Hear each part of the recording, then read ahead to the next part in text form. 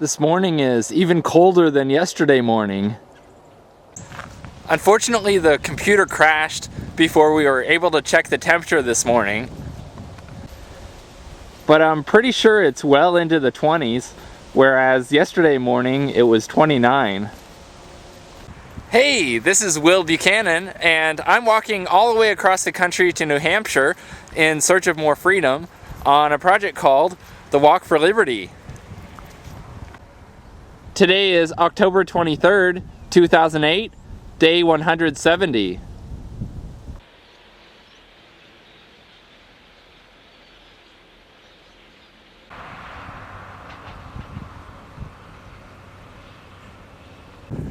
I must be the Pied Piper of dogs, leading them to freedom in New Hampshire. As I was walking, I looked down and noticed that this friendly guy was trotting next to me. I had tried to send him away, but he kept following. Looks like he's finally decided to go home on his own though. I'm in the town of Angola, Indiana.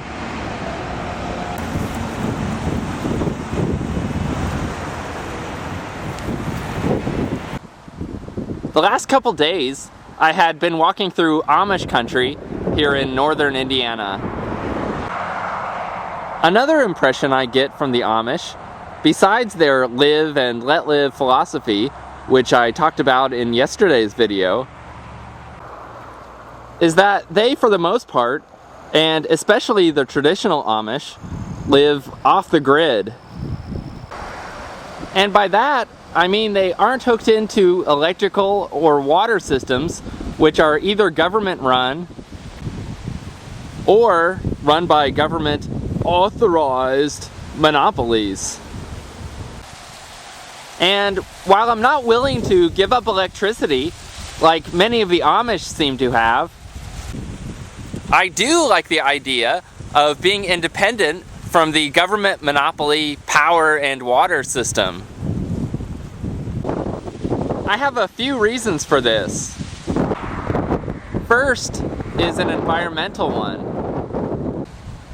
Ever since high school, or perhaps even middle school, I've liked the idea of conservation and renewable energy.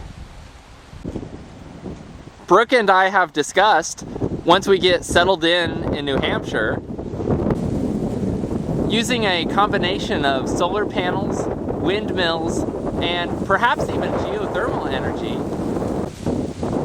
to at least meet a portion of our energy needs. And I don't know if there are any caves in New Hampshire, but after having visited a couple caves over her family reunion this summer, we've even thrown around the idea of building a house in a cave. The second reason I like the idea of energy independence is for the survivalist aspect.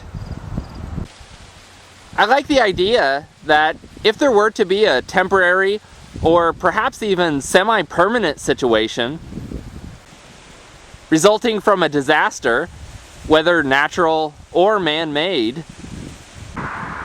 of being off the grid and independent from the network, to be better able to survive through the aftermath of the disaster. And the final reason, although it may not seem a big one, is simply to not participate in the government-authorized system of water and power. And therefore, to be one step closer to withdrawing from all interaction with government. It might seem a lofty goal to become completely energy independent on an individual basis, but I at least think it's one worth working toward.